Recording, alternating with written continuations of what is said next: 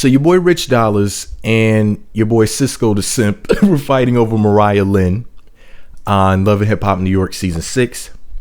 Let me see. Diamond Strawberry's name got mentioned, which was Cisco's ex.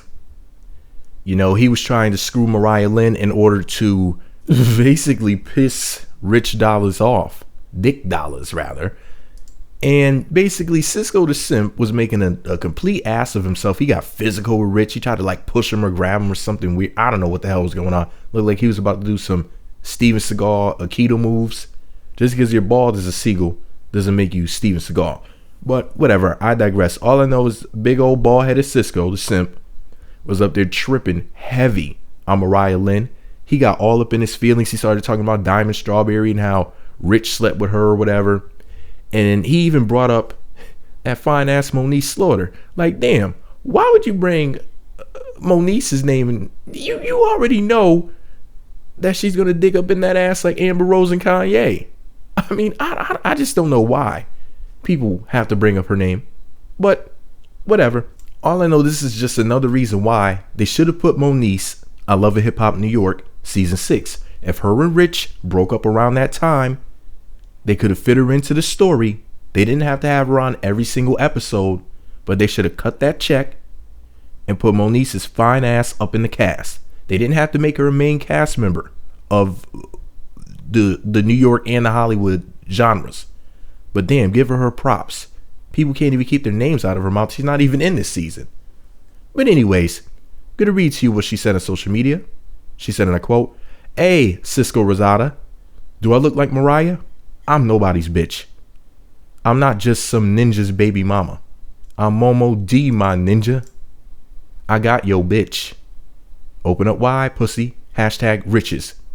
Heard you were looking for me. Get your flashlight out and keep looking for me." End quote. Here's what Mariah Lynn had to say about Rich and Moniece. She said, and I quote, "Why must you always implicate me and your nonsense?" I guess she meant to say in your nonsense.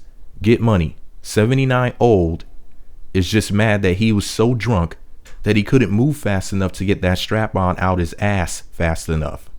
Your mouth is writing a check that your ass can't cash. 100. Pull up.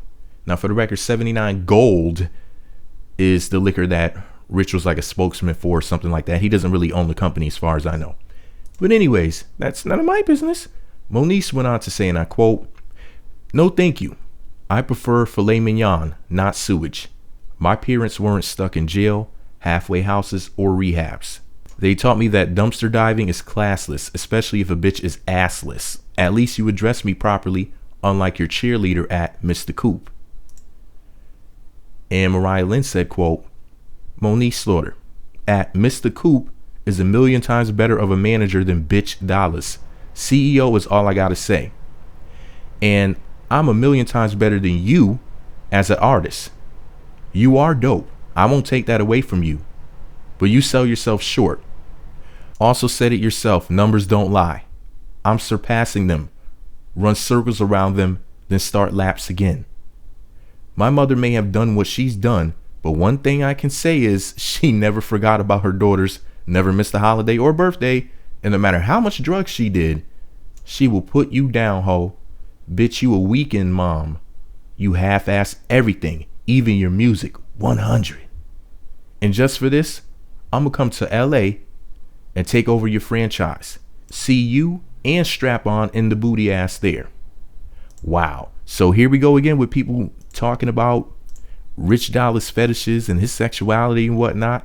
I mean, I remember when Erica Mena was beefing with Rich Dollaz recently. If you type in Erica Mena exposes Rich Dollaz as gay or something like that, as a matter of fact, if you can't find the video or the blog that I posted and whatnot, just ask me for it in the comment section if you don't know what the hell I'm talking about. But Erica Mena has said that Rich Dollaz was gay too. And you know, when I first heard that, I was like, I kind of brushed it off like as one of those things that a woman would say when she's upset with her ex. So I kind of took what she said with a grain of salt. Because, women like to basically, throw men under the bus when they break up. So I really didn't want to hear that. But then, the whole Kanye West story came out about Amber Rose allegedly fingering him in the booty and stuff like that. And for the record, I don't think that if dudes do stuff like that, that automatically makes them gay. I mean, I don't know what they are.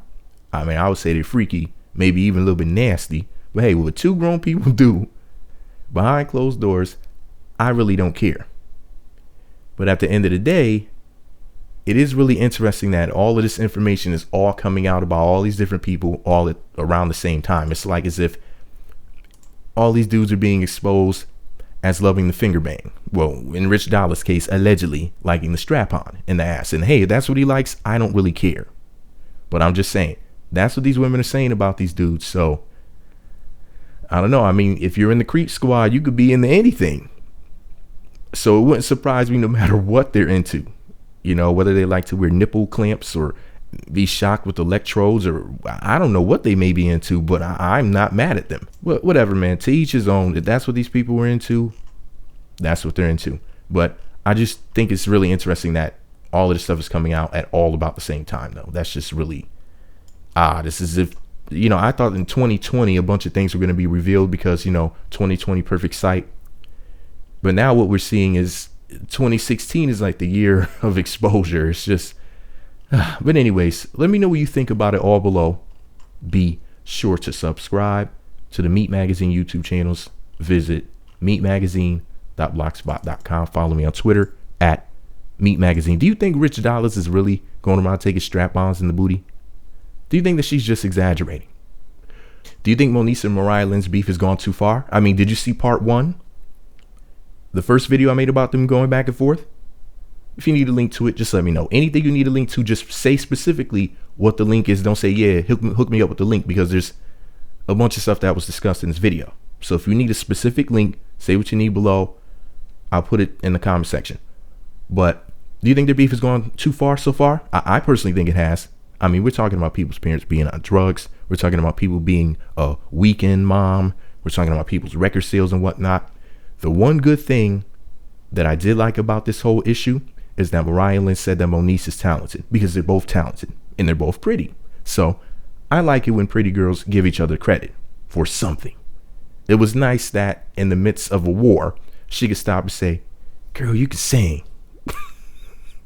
You don't usually see that. Now that does show some class. So shout out to Mariah Lynn. Shout out to Moniece. You guys need to cut it out. I want to hear you do a song together. Love you both. Hopefully this whole thing will calm down, and hey, maybe we'll see them on the same season of Love and Hip Hop. I would love to see that, because I was rooting for Moniece to come on the New York franchise, but Mona was hating. But anyways, that's none of my business. Let me know what you think about it all below. Be sure to subscribe to the Meat Magazine YouTube channels. Visit meatmagazine.blogspot.com. Follow me on Twitter at Meat Magazine.